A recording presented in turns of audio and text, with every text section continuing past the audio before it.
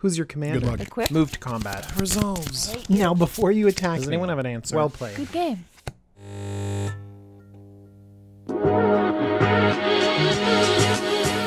Hello, Commander Financiers. My name is DJ, and you're watching the Jumbo Commander YouTube channel. And today I'm going to talk about all of the amazing cards that you need to buy when Standard rotates real soon.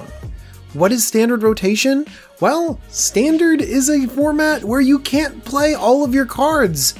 I know, it's ridiculous, isn't it? But us Commander players and our format that never rotates, we get to play all of the cards. So as Standard players try to get rid of the cards that used to be relevant, we pick them up and throw them in our Commander decks. So we're going to talk about all of the great cards you need to get in the next month before the hype of Guilds of Ravnica just takes away all of your money. But the first thing I need to talk about are a few disclaimers. First thing, usually I put all the cards you need to buy in a single video. Yeah, that can't happen. There are too many. There's too many amazing cards to buy. I think it's just because of the power level of Kaladesh block. It was insane. And so I've struggled to give you a list of such powerful Commander cards, and the prices are pretty low. And that's kind of my second disclaimer. This is not a list of cards that will spike.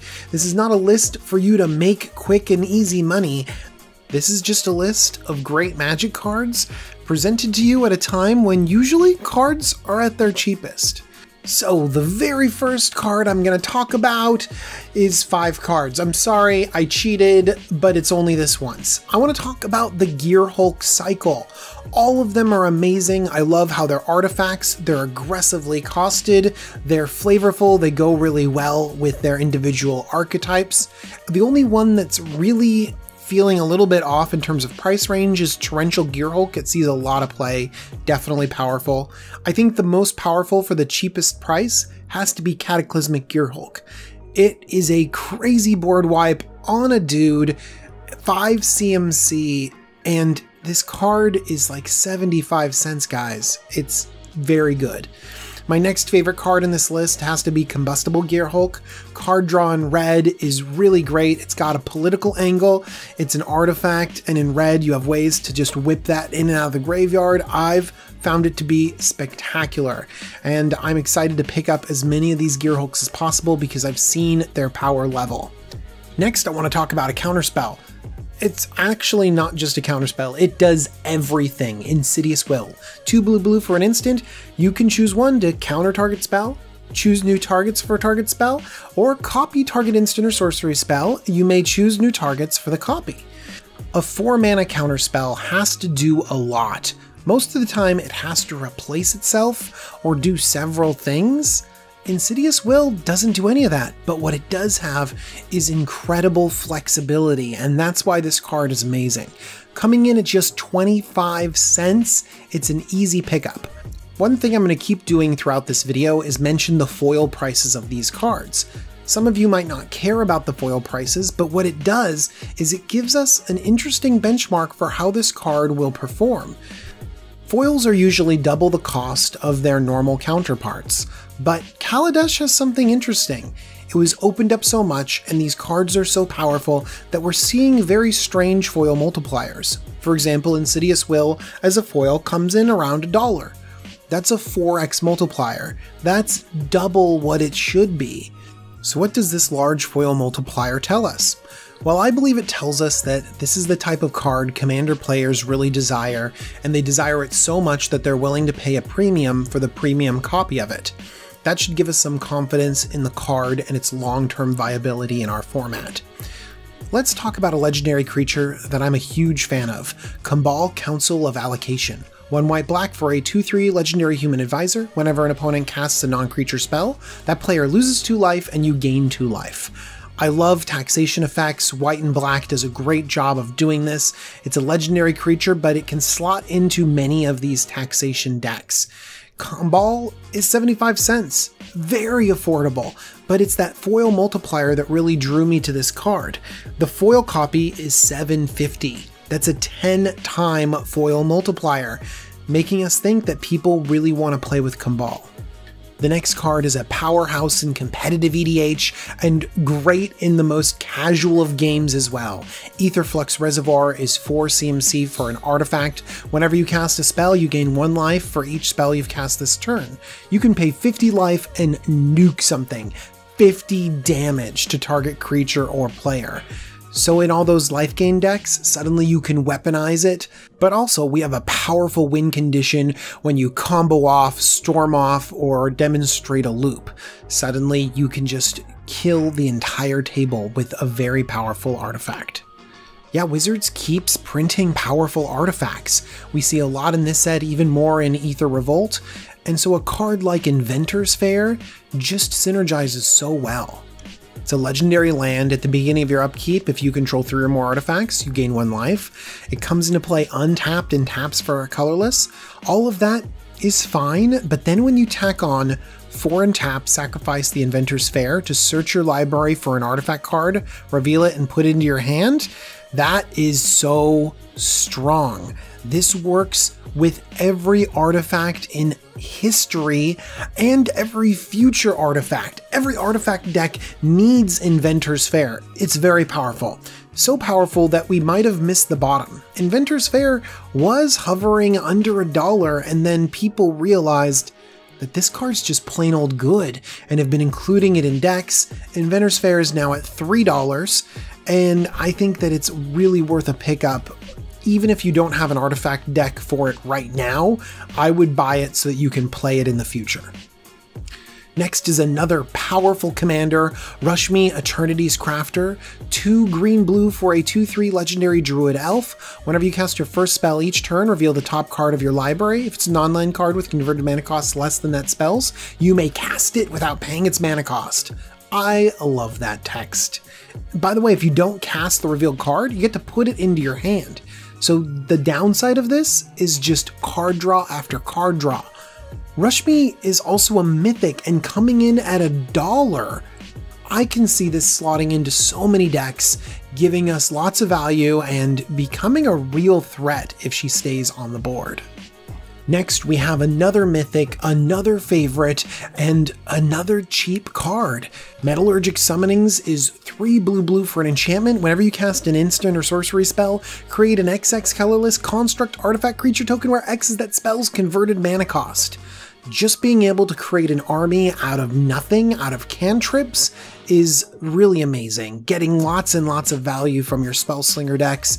I love this in Talrand, I love this in my Noyandar deck, I love it in artifact decks. And it has an extra bonus. 3 blue, exile this enchantment, return all instant and sorcery cards from your graveyard to your hand. Activate this ability only if you control 6 or more artifacts. That's quite a few hoops to jump through, but to rebuy all of your spells, I'm in. There are 3 cards left that I want to buy from Kaladesh, and the first one is Harmonic On. 4 mana for an artifact. If an artifact or creature entering the battlefield causes a triggered ability of a permanent you control to trigger, that ability triggers an additional time. Our commander decks are naturally full of value, full of triggers, full of enter the battlefield effects that Harmonic On doubles up. I have this in a lot of decks and I'm sure you do too.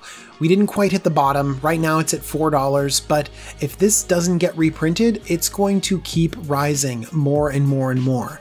The foil for this is actually pretty reasonable at $16, it's only a 4x multiplier. Compared to some of the other cards I've listed, that's pretty reasonable.